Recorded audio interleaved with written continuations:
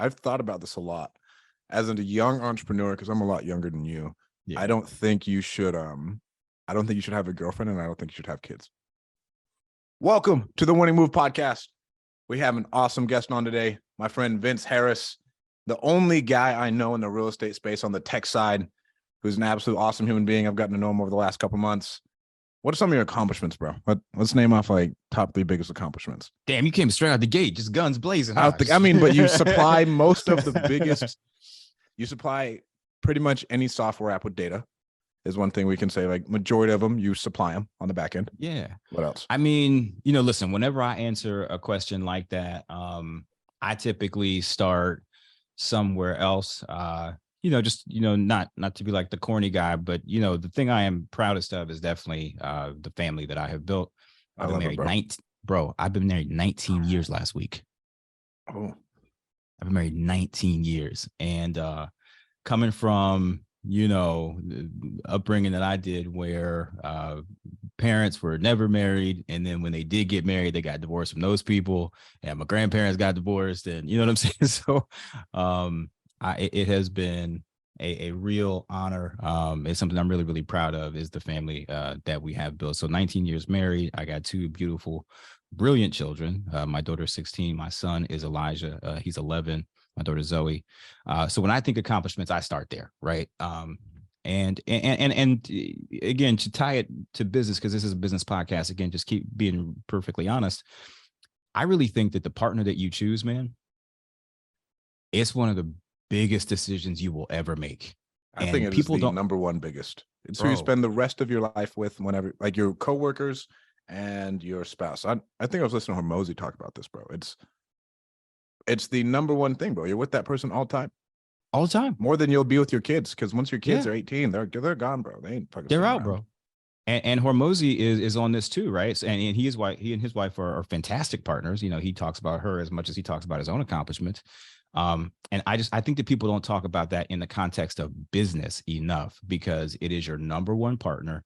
You gotta, as my mom said, you gotta find somebody that's got your back, like more than anything else. And like my wife is ride or die. And the only reason I've been able to do the things that I have in business is because I know that I have somebody who has my back, who's down for whatever, who has seen me through highs and very, very, very lows. I didn't have a dime when we got together, right? So anyway, so that's for me, I always lead with that. But in terms of on the business side, yeah, man, we've been really blessed. We've been at this for 6-7 years now. And we started with a platform that was the first sort of big disposition platform of wholesale deals out there. We sort of invented that whole category. And for us, it was really about learning the space, learning what wholesaling is and who wholesalers are and what they need and how do we serve them and what products are missing from this industry. But we happened to build a really great product, and we helped one of the biggest wholesalers in the country scale his business because we helped him with dispositions to where he was doing $700,000, $800,000, $900,000 a month. That's a month. Right. So that was the first sort of feather in our cap, was helping that shop, the Express Home Buyers out of DC, Brad Chandler. But then as we evolved, we started looking at other products and things that this crowd, the REI crowd, needed, because, and I can talk about my background here in a moment, but we discovered that, good sort of enterprise grade marketing tools really, at that point anyway, didn't really exist. And so we built a communications platform, REI Rail. That did really, really well, partnered with Max Maxwell on that. I'm sure we'll talk about that some more as well. And then as we were building these products, the first one that I mentioned to you, the Dispo platform, and then the communications platform, we ended up having to, and this gets to your comment earlier, we ended up having to really understand how to wrangle data, right? We needed to wrangle data for our own products, right? Because people don't understand just how hard it is to get good current data into an application in a way that is ultimately usable and delightful to use, right? And so we ended up internally developing a practice around data. And so we, over the last year and a half, have really leaned into the data side of our business. And so, yes, you're correct.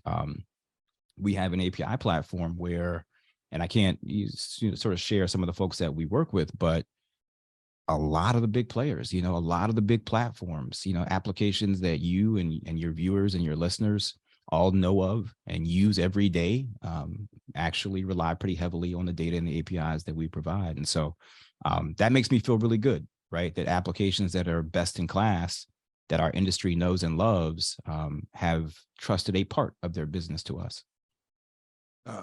So, bro, what were you doing like out of high school? Out of high school, man. So I went to UVA undergrad in Charlottesville, and shouts to UVA. Had that horrible event happen with the football players a few weeks ago. Bro, I just saw that my friend's little brother's there. That's wild. Oh man, that was just like heartbreaking for the entire UVA community. Got a really, really rich and very, very tight alumni community. But anyway, so after undergrad, I went there. It's where I met my wife. Right. Actually, our first date was my 18th birthday. So did that for 4 years, obviously, came out and did the consulting thing. And frankly, because I didn't really know what I wanted to do, everybody in my family wanted me to go to law school. I didn't want to go to law school. Both my parents had gone to law school. It didn't seem like it treated them that well. And I was like, I'm going to do something different. So did the consulting thing, didn't really love it. And then I went into California. I worked for a tech startup for a little bit. And then I got into finance. And I discovered finance. I won't bore you with that, but that really became the thing that I sort of connected with. Bro, it's never boring. So why'd you connect with it? Well, so here's the thing. Even when I went and did consulting, so I went to one of the big, I think it's 4 now. It was big 6 back then. But Accenture is the firm. So it's McKinsey, Accenture, Bain, BCG, E&Y, Ernst & Young, which I think they just go by something else now, and Deloitte. So those they used to call the big 6. There's been some consolidations in there, and so now I think it's the big 4. I haven't really kept up, frankly, but I was at Accenture, and so it was cool. But even there, I was interested in their financial services practice, but I wasn't really getting the exposure to direct finance. It was more so the systems that support financial institutions, and it just really wasn't my cup of tea, frankly, right? But then I got an opportunity to go work for a big investment bank.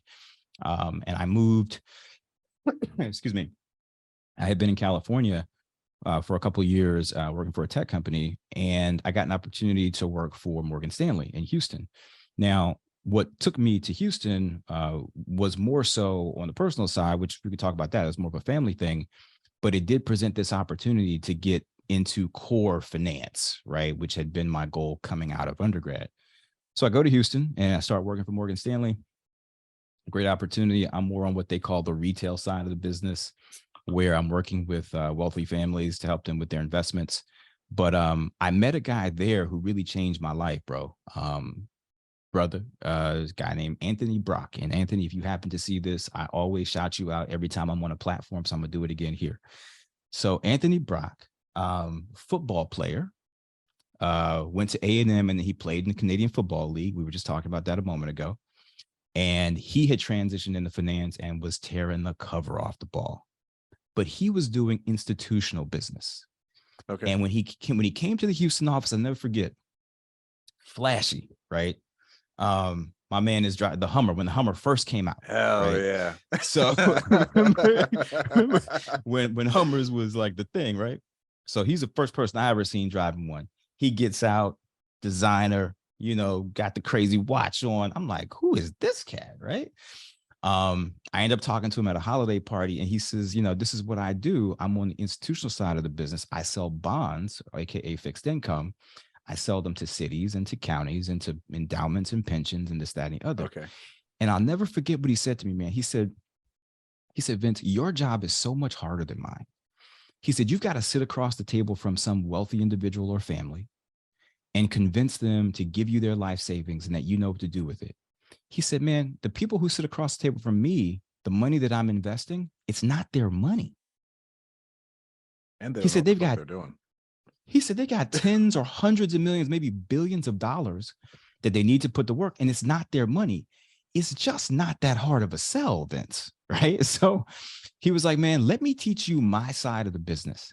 He said, I can tell you're sharp. I can tell you're aggressive. He said, you just need an opportunity. You need somebody to show you this side of the velvet rope, right? Just like somebody did for me. Changed my life.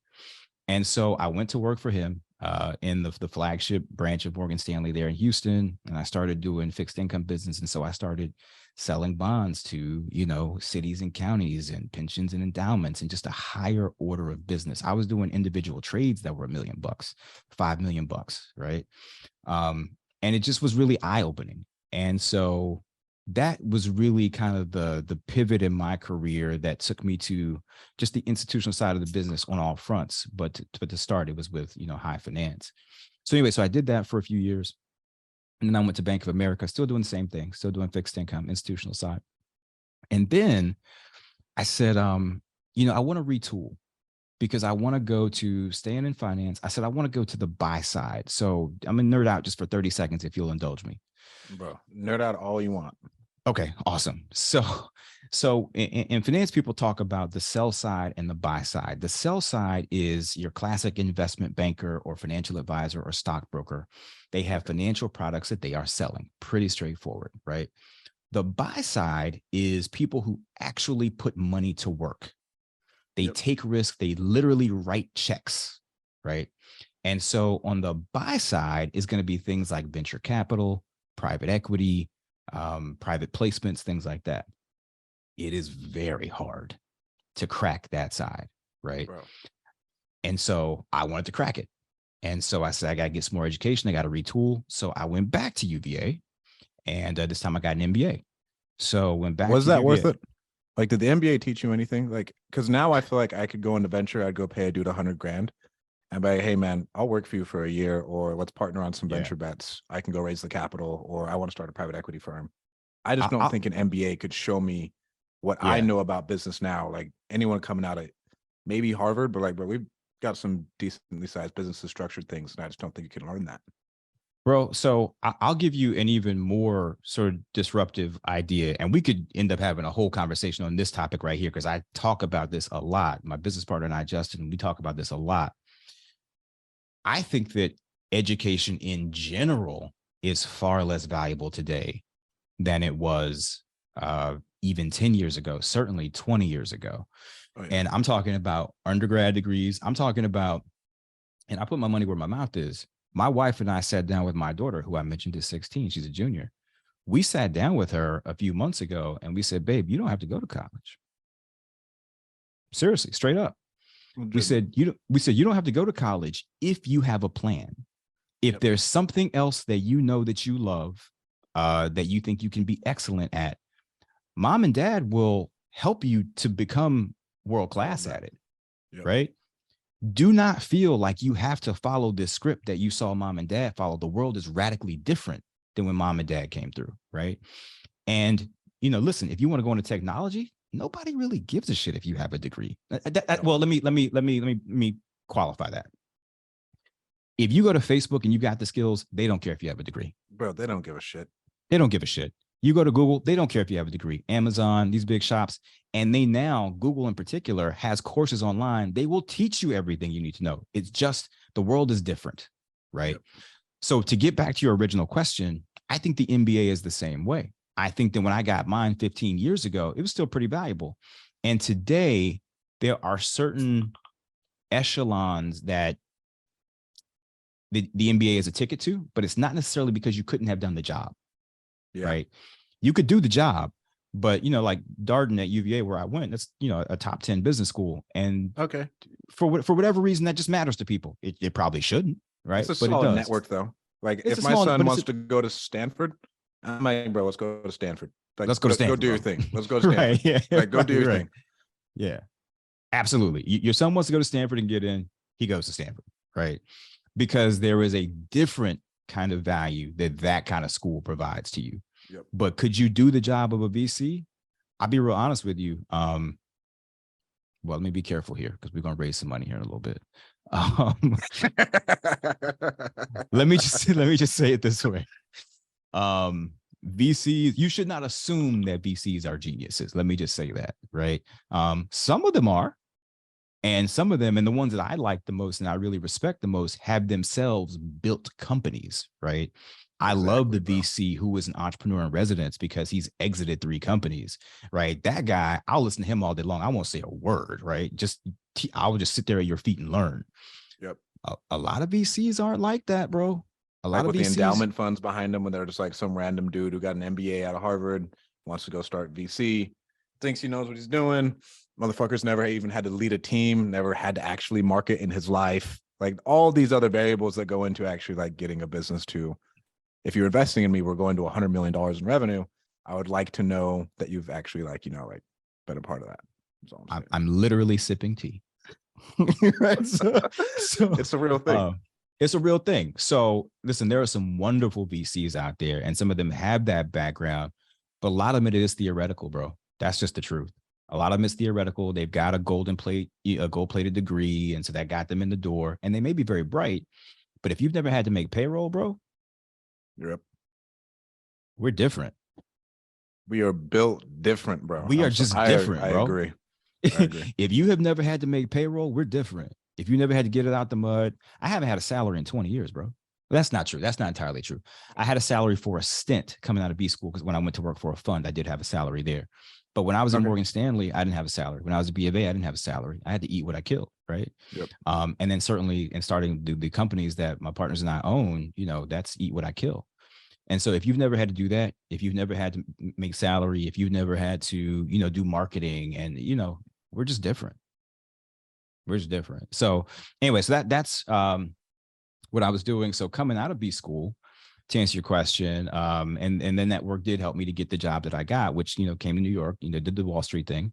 And I was at a $60 billion fund, which was doing private placements. And so that's what they call mezzanine debt. And mezzanine debt is just a fancy term for something that is not quite debt, not quite equity. It literally sits there in the middle, like the mezzanine level of a building.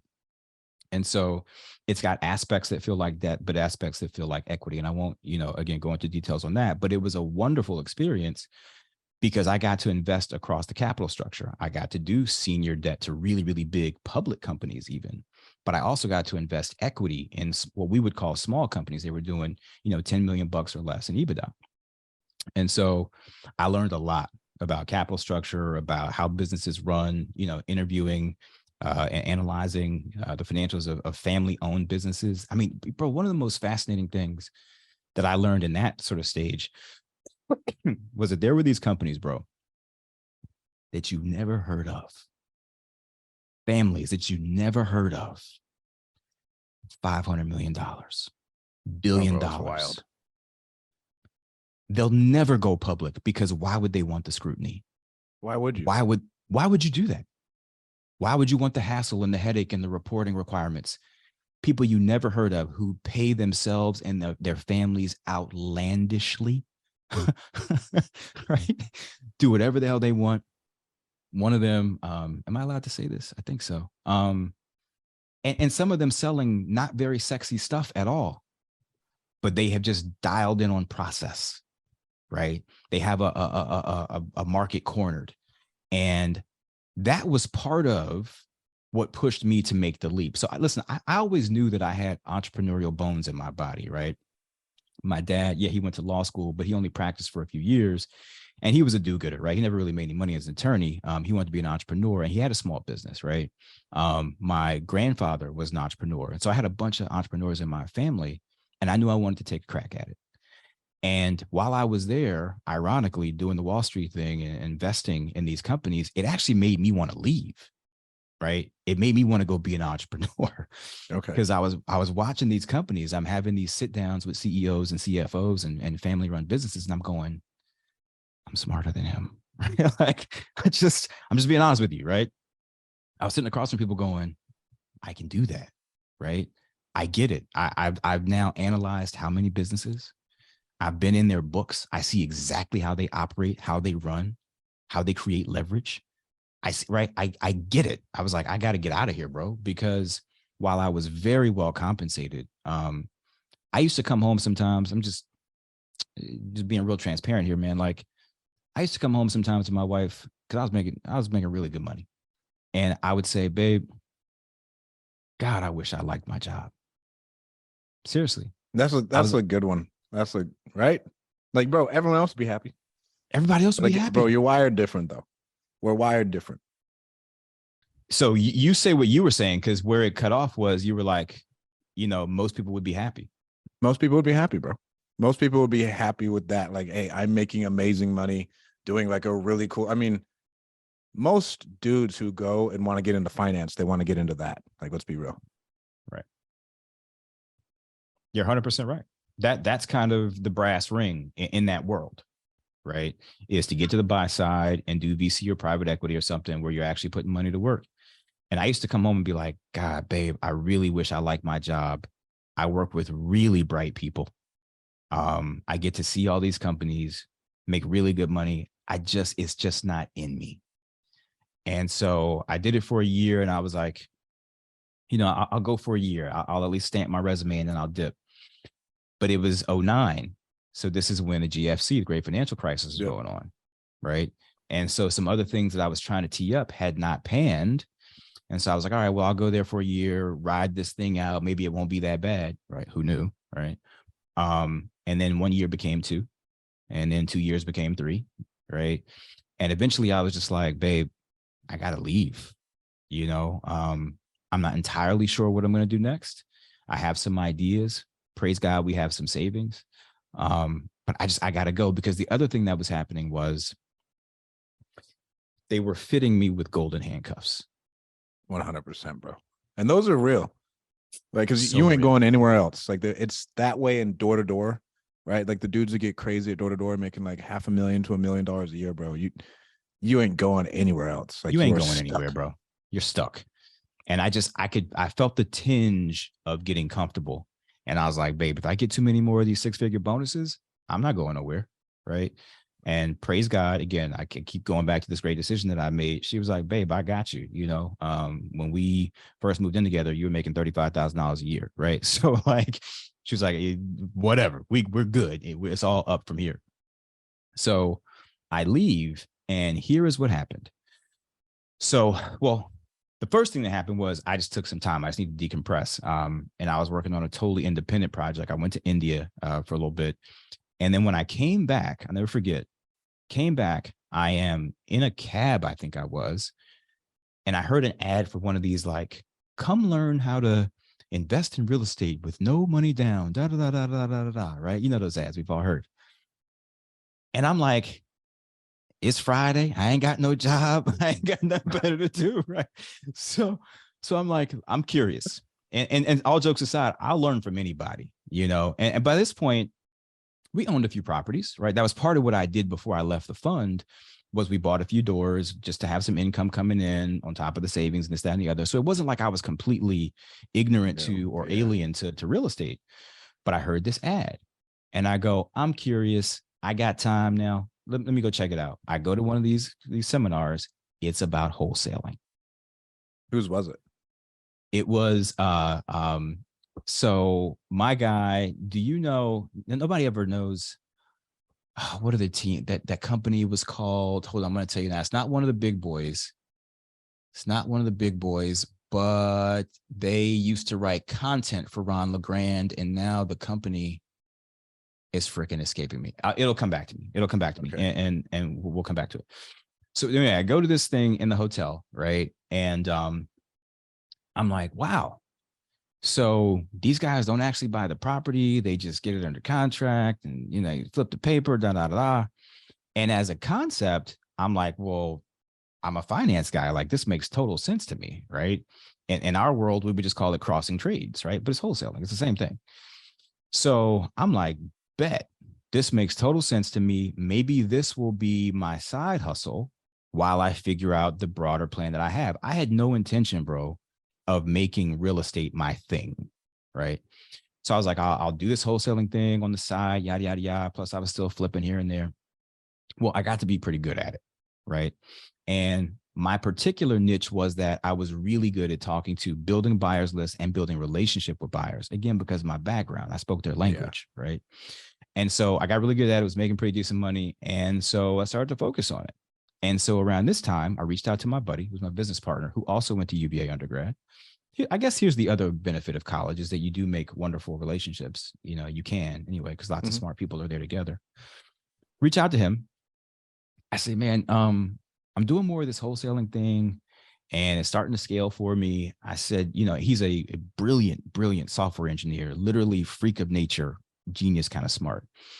And I said, man, can you like build me a scraper that pulls this data in? Because I was used to having lots of data. Like I had a Bloomberg terminal on my desk in my previous jobs, right? And I said, but these guys, they really don't have good data. Yeah. They're kind of winging it, right? Or they got a really tedious process. They got to go to the tax assessor site and then they got to go here and then they got to go there. I was like, bro, it's kind of a mess. But can you just help me out? So he said, yeah, man. So he would help me pull this data in and scrape from here, scrape from there. He, helped me get it into my CRM through a little API connection, this, that, and the other. And after a while of doing that, he was like, man, if you're having these issues, I'm sure other people are. I wonder if there's a product in here. Maybe there's something that we could build together. And that's how I got into the tech side of real estate. That is the genesis story, right? And so, anyway, so we start there. And the first product that we brought to market was the one that I mentioned at the top, which was this disposition platform, the one that we helped Brad and those guys at Express Home Buyers do all that dispo work on. But at that point, we were off to the races. We were learning the business, learning the industry, building relationships with folks. And our whole thing was just to ingratiate ourselves into the industry because we were corporate guys, right? Yeah. He had been at Accenture as well, had done much better than me at Accenture. Like he excelled. I mean, he had probably the fastest trajectory I've ever seen anybody in a Big Four consulting firm. But then he was at Marriott and he ran, DevOps for Marriott, and he was at NRECA. And so and I was coming from banking. So we were corporate guys coming into this world.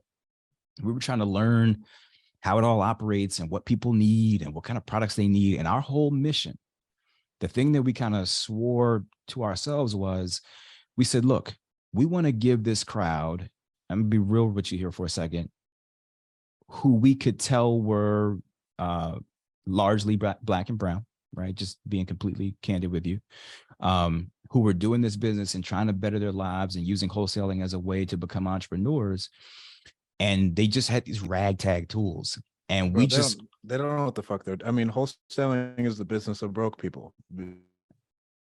Right. Nobody gets in because they want to better their lives. Right. But nobody knows shit about fuck. Everybody hops in with apps. Generally, you have zero corporate background. You have no idea how business works.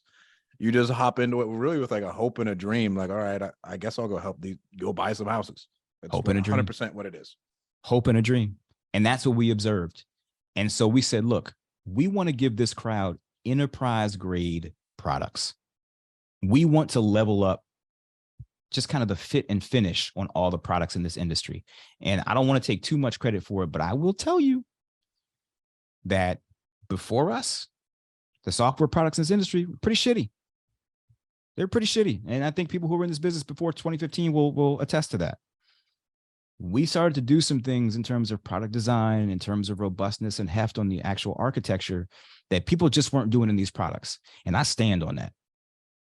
And the people who are in this business for real are watching this and they're shaking their heads going, yeah, he's right.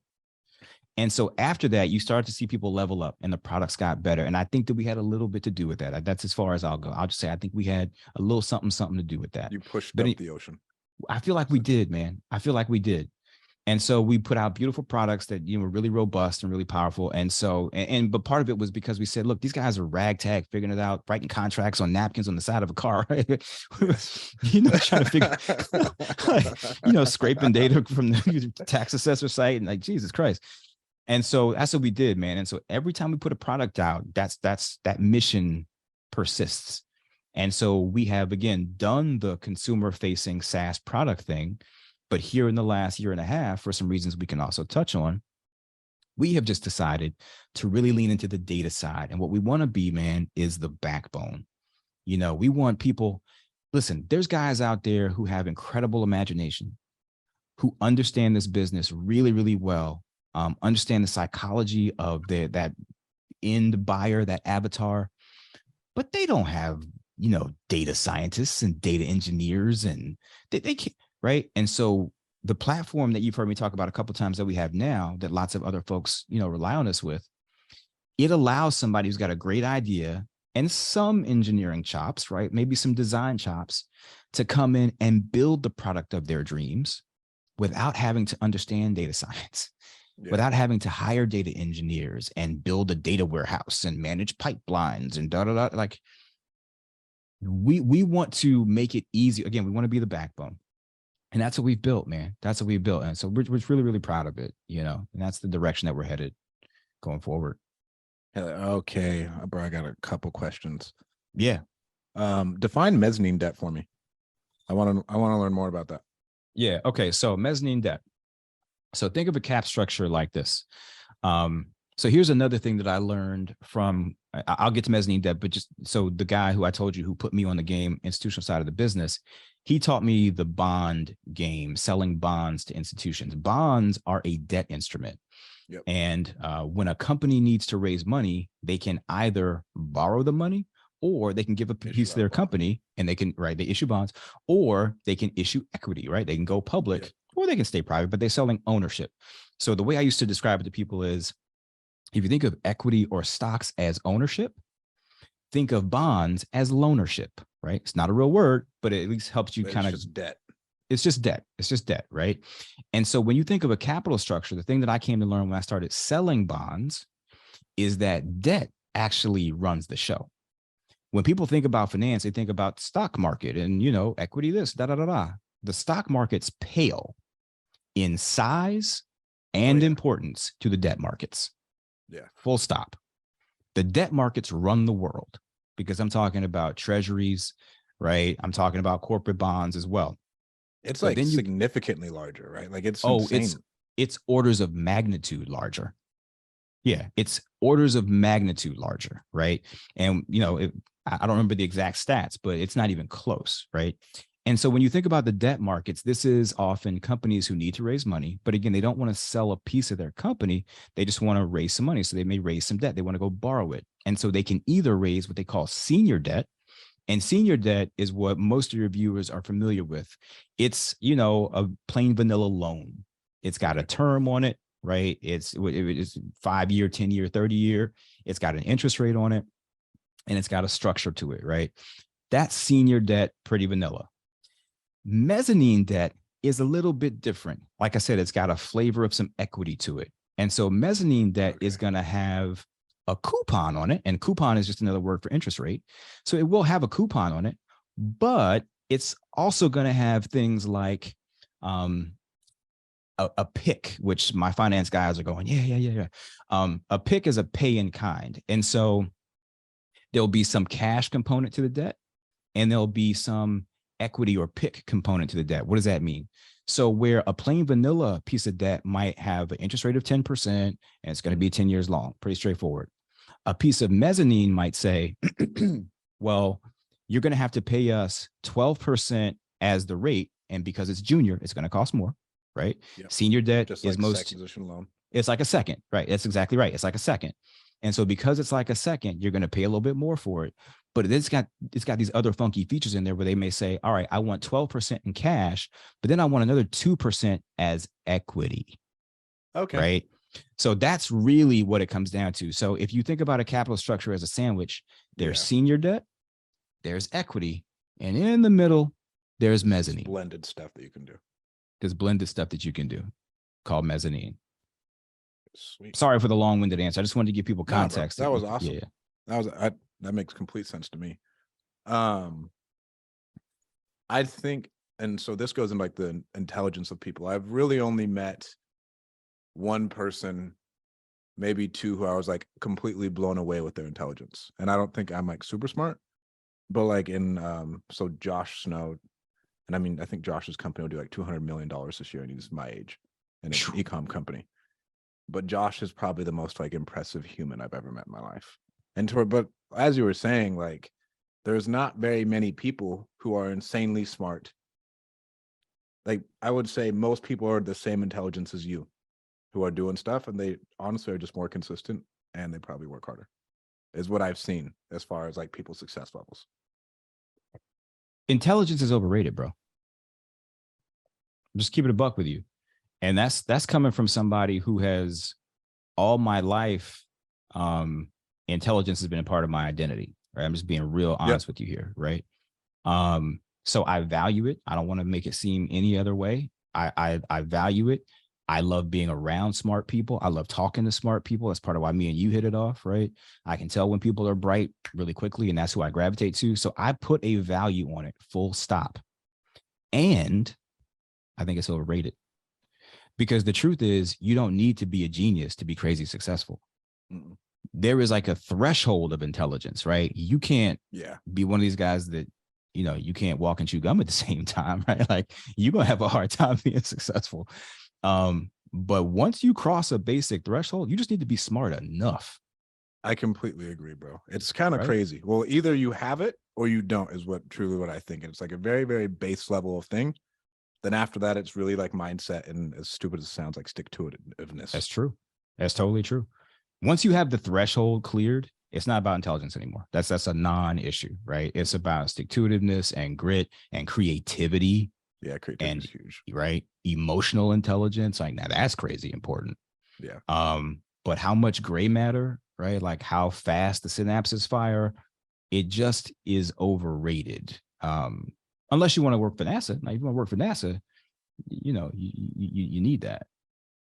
Exactly. But I mean, generally the people who listen to this, if you're going to, let's say, be the executive, I think emotional intelligence is probably the thing that you need to develop the most, because you need to be able to lead those really intelligent people and be a good enough person and have a big enough vision to where they actually care. That is the quote of the episode. Seriously. Sweet. That is the quote of the episode. Because this is something that, and I remember in B school, to their great credit, they actually talked a lot about this.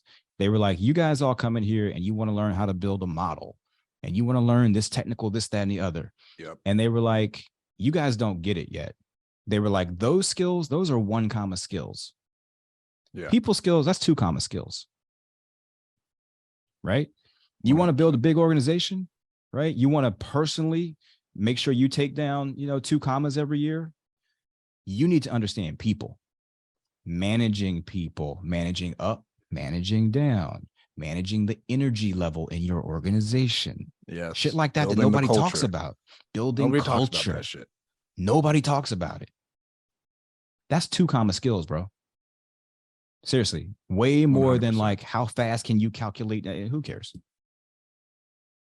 Oh yeah, who cares? That, and then marketing. I think Elon Musk has really taken off because he's an amazing marketer, and like with what he's doing with everything. No matter what anybody says, bro, Elon's one of the best marketers in the world through and through. Elon, it depends on the day. Some days I'm like, this is the smartest man to ever walk the planet. And then some days I'm like, this dumb monkey, what is he doing to this? What is he doing? He clearly is exceptionally bright, like freakish bright. You're still thinking about him. Is the thing. Like some days, both days you're still thinking about him. That's what matters. Both days that's a great point, right? And I think people have not maybe given him enough credit for his marketing chops, because he has, yes, he's the richest man in the world, but who's the second richest? I'll wait. Jeffy B. Is Jeff 2? I'm not sure Jeff is number 2.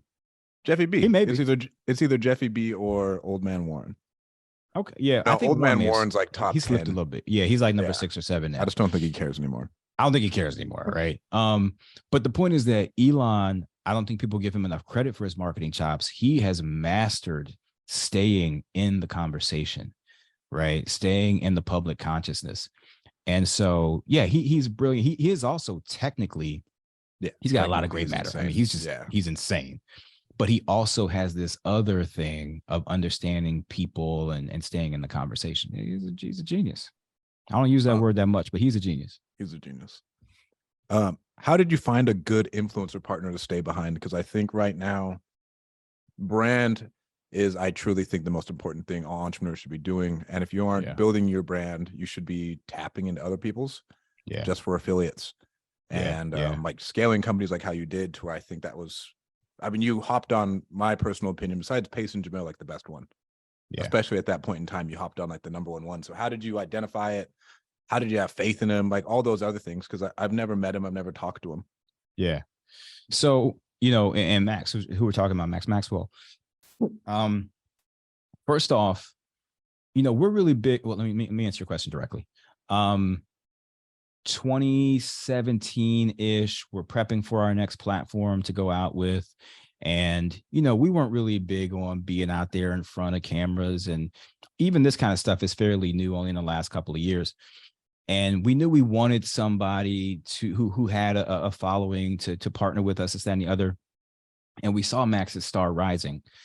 The challenge was we had seen, and I won't name any folks, but we had seen some other folks get really big and then flame out, or get really big and then have a scandal, or get really big and, oh, they actually don't do real estate, right?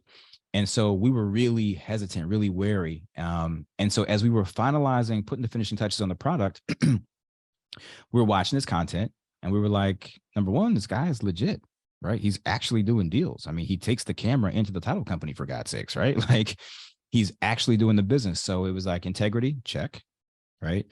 And then we reached out to him. And again, we were putting the finishing touches on the product. And we were like, number one, we like what you're doing. We'd love to talk about partnering with you, you know, to be part of the brand ambassadorship, et cetera. But we'd love for you to help us think through, you know, what should we add to it? You know, does it need any more features? And he was just really bright and thoughtful about product. So we were like, well, shit. He's actually doing the business. There's no integrity concerns. He's helping us think through kind of final steps and fit and finish on the product. This is the kind of person that we're happy, you know, to have our brand aligned with. And so the stars just really aligned perfectly, man. And like you said, you know, we haven't seen a star get born so quickly, violently, you know, brilliantly as what happened with him in that early part of his intro to the world. So that's how. What is a key to a good marriage as an entrepreneur? It's a couple of things, man. It is, again, some of this stuff sounds corny, but it's just true, bro. You gotta have a good friendship, right? Me and my wife been married 19 years, bro. We were so young that we dated for a long time. We broke up a couple of times, got back together. You know the drill. So in all, we've been together like 24, 25 years or something like that, right? Yep. We've been together longer than we have not, is the way that we say it now, right? And the thing that has allowed us to persist is that we are wonderful friends. My wife is brilliant, right? And so she is interesting and I enjoy talking to her. She is huge, right? Again, I told you a big part of my value prop, right? I place a lot of value on intelligence, right? Yep. So I had to have somebody that, you know, would challenge me in that way. So our friendship is just really, really strong. I go to her with ideas all the time. Babe, what do you think about this? Or babe, I just wrote this piece of copy, you know, can you read it for me and tell me what you think? Right. Yeah. And so being able to just have a really wonderful friendship, so huge. And then the other thing, which I guess is part of having a great friendship, is the one that I touched on before, which is just somebody you can trust. Yep. Entrepreneurship is way too hard to have to be doing this. Looking over your shoulder all the time. Checking to see if somebody's going to do what they said they were going to do. Yep. Checking behind to see if somebody is doing what they're not supposed to be doing, right? It's too hard, bro. And, you know, my wife is just, I really just lucked out, bro. I have a wonderful, wonderful best friend as my life partner. And I also just trust her implicitly. It's just not even an issue. I never even, here, you know where that comes in handy? And this also applies to your business relationships. Where it comes in handy is actually when you aren't seeing eye to eye.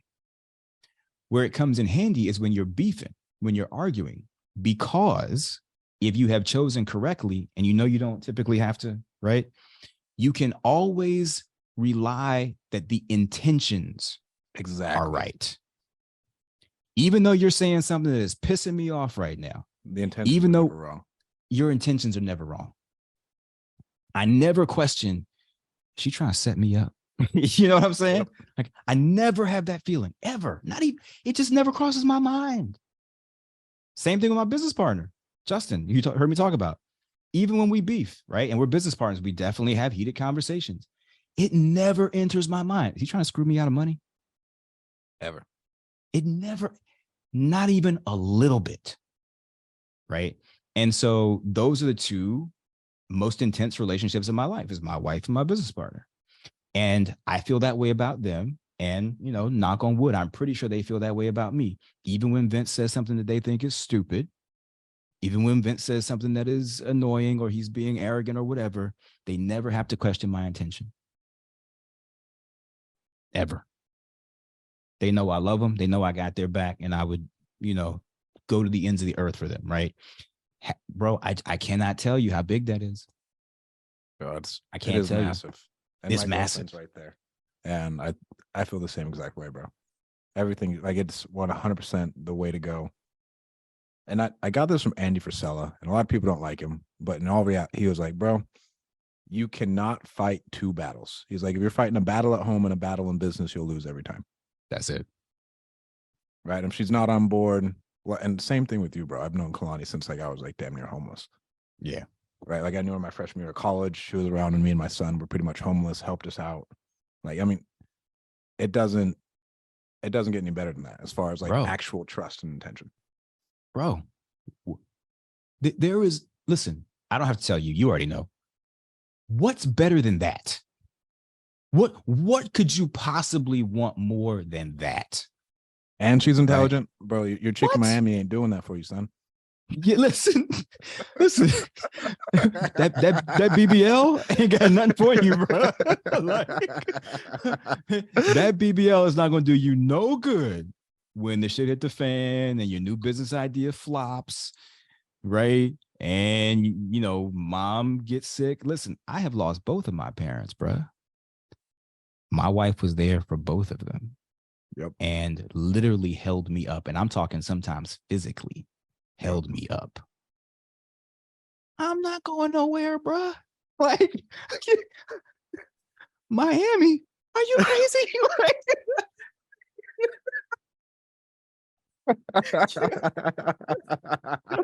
You must think I'm some kind of fool. No, man. No.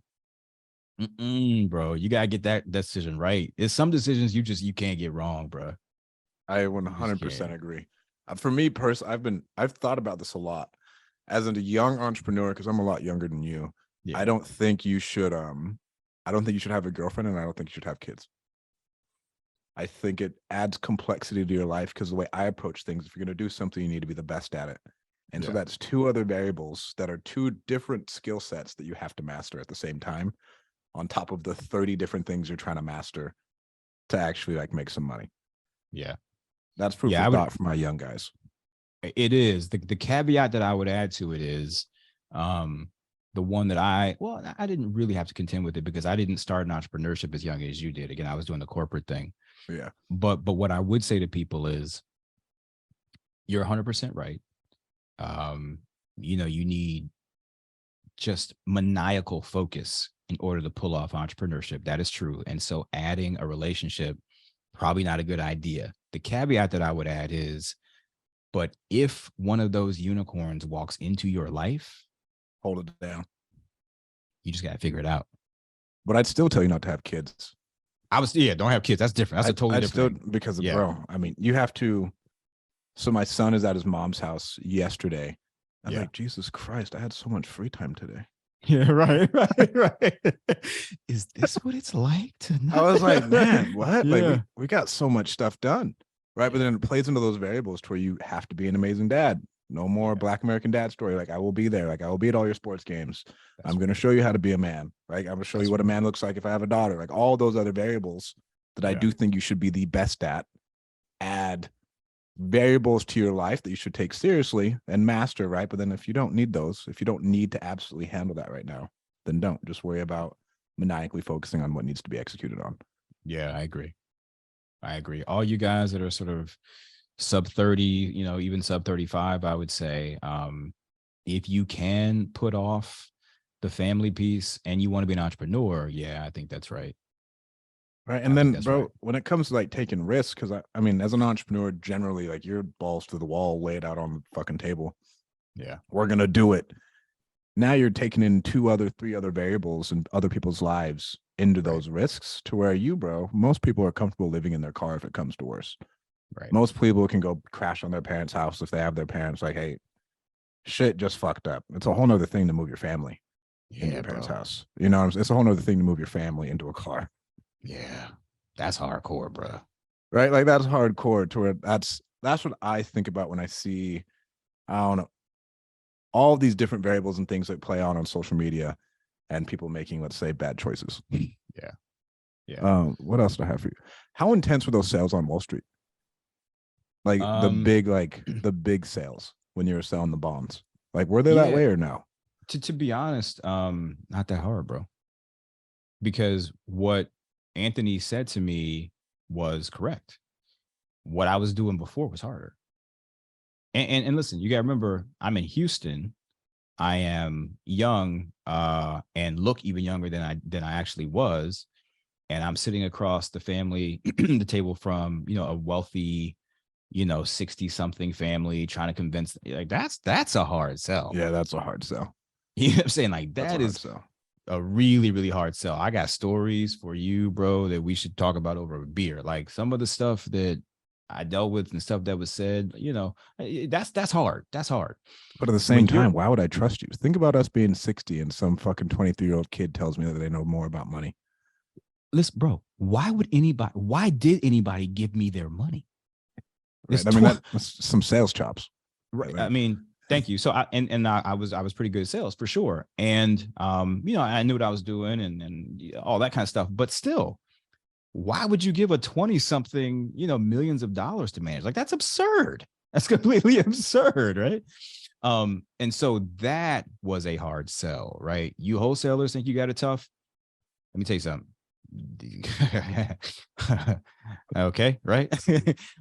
So I've done that, and listen, and that whole, like, literally I built my book. I didn't have a network, yep, my family didn't built have the any fucking money. book from the ground up, just From the ground up, grinding that book. just grinding, like literally, Will Smith in Pursuit of Happiness, when he's like, I discovered that I could make 15 more calls if I just didn't put the receiver down. That I literally lived that, bro. Just keep the receiver on your ear and you do that, right? This is before I had a headset. Yep. And you just pound the phone, pound the phone, pound the phone. And you just, finally make your way into their kitchen and you make the pitch. So anyway, that was hard. To answer your question about these other sales, like, selling $1 million set of bonds or five, that actually is not that hard, if I'm being perfectly honest. Because the way that business tends to work is it's usually relationship based. And I'm just keeping it completely a buck with you. Here's what really happens. What really happens is you go to some industry events and you meet the finance director for, I won't name a specific county, but XYZ county. Yep. America, right? And you guys are out and you're having drinks and having a good time, and you say, hey, look, when I get back to my office on Monday, it's been really great hanging out with you. When I get back to my office on Monday, I'm going to give you a call, man. I know there's some new corporate paper coming out. I'd love to do some business. Hey, absolutely, man, give me a shout. Just like so it's just B2B. It's a lot just more B2B sales. It's like a lot of your viewers have sold I don't know, man, copy machines or goddamn, whatever. I know a dude doing that, bro. That's a hard game. That's a hard game. That's a real hard game. Hard That one, tools, industrial tools, whatever it is, right? If you have sold a big ticket item, it's kind of the same thing, right? You make the rounds, you go to the industry events, you glad hand, you get people to like you. You go there, you be charming and funny, and you obviously know your stuff, right? Know your product.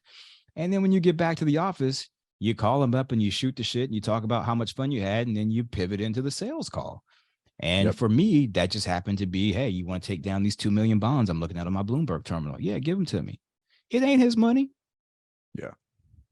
Right. So I don't want to downplay it because, it is a hard business to get into, and a lot of people wash out. So it is difficult. I don't want to make it seem like it's not, but I just think that what I was doing before was way harder. That's all. My friend Jason Pritchard, and you'll meet him eventually, he was selling like 100K college education packages. And he was like, bro, you think wholesaling is hard? he was like, I was like selling for like I think it was like University of Phoenix or like something like that. And he was like selling those and like leading sales floors and like selling those and like one step close, like in one call closes, just going after it. Like, bro, that is hard. That's hard, bro. That is hard. That's hard. Yeah. I mean, wholesaling's hard. Don't get me wrong. I'm not trying, and I've done a bunch of wholesaling, like I said, I did pretty well at it, but it just, to me, it just wasn't, I just done much harder things is all. Oh yeah. What else? We'll wrap this up, bro. What would you want to leave people with? Parting words. I guess I would just say to folks, I think that the market is in a really funky place, and I want to encourage people not to lose faith, not to lose hope. You and I talked a little bit a few days ago about how funky the market is. And, frankly, it's been a challenge, especially for some of the newer folks in wholesaling. There's still opportunity, but it's a new game. And so I worry about some of the folks who are still doing it the 2018, 2019 way, maybe still listen to some of that old content and that old education. And they're not using data in intelligent ways. They're not thinking strategically about, how to structure deals. They're not learning creative finance. They're not elevating their game. Those guys I really worry about. If you're watching this and you feel like, you're just, calling a pre-foreclosure list and offering 65%, like, that's hard, bro. That's really, really hard. Like, for example, we sent out a note a couple of days ago, and actually a couple of weeks ago, and then again a couple of days ago, that people should be learning about assumable mortgages. Check out this stat, bro. So 83%, I think, is the number. It's in the Wall Street Journal, so you can keep me honest. 83% of homeowners in this country now have a mortgage that has a 4% interest rate on it or lower. Yep. Think about that stat, bro. That's staggering. But what it means is that it has frozen the market, right? Because everybody either purchased or refied into those rock bottom rates. And so it's frozen the market. And it means that homeowners are going, well, crap, I can't sell now because, where am I going to go? Anywhere. Yeah. I can't go anywhere, right? And buyers are going, well, crap, 7% mortgages. You mean my payment just went up by $500, by $800? And so the market is kind of frozen. But just a little bit of creativity and a little bit of sort of data mining would also uncover the fact that we laid out in this email that we sent, which was assumable mortgages should be on everybody's radar. Because when you assume somebody's mortgage, you get that old rate. You get that 3% or that 4% rate, right? And so as a wholesaler, or specifically like a wholetailer, or certainly for your realtors, your agents that are out there in the market, like, you should be digging into the data, understanding all aspects of the product that you deal in, right? And understanding that that's an opportunity that you can still do deals if, for example, you could find an assumable mortgage. Like, let's say, for example, you were going to do a wholesale deal. Well, what if you could bring the mortgage along with it? Right. Or just buy it sub 2. You don't even have to assume it. Well, you could, risks. But here's the thing about sub 2 though. And I love sub 2, and shouts to, Pace and all those guys who teach it so well. The whole sub 2 was designed to get around the hurdles of assuming a mortgage. But what I'm saying is, there's way more people out there who are trying to just buy a house regular, who are already pre-approved, who are prepared to qualify for a mortgage. Yeah. Right. And if you could wholesale them a deal that's got a 3% mortgage on it, they're already pre-approved. Right.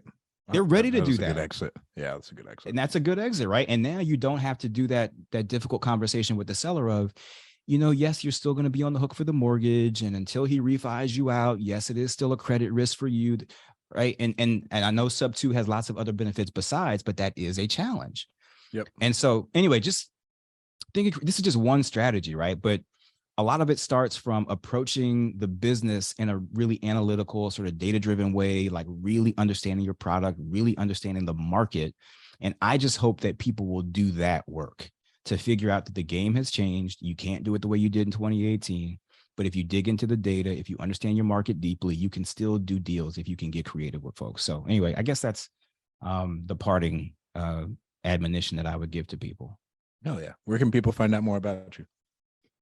So if you are, if you're, an investor and you do have an idea for a product because you've been at this and you want to build an app or some kind of piece of software, go to realestateapi.com. That's Alpha Peter Indigo. So I know, I couldn't believe we could get it, bro. So realestateapi.com, if you're a product creator and you want to have access to the data without all the heavy lifting you heard me talk about before. If you just want to check me out, I post some stuff that I think is pretty informative. Sometimes it's even funny too. I'm on Instagram. It's at InvestorVince, all one word, no dashes, no slashes, just at InvestorVince. And I think that's pretty much it, man. Hell yeah, bro. Well, thank you so much for coming on. This is one of my favorite podcasts. For sure, man. And thank you guys so much for tuning in. We will talk to you guys soon. This is awesome. Thank you, bro.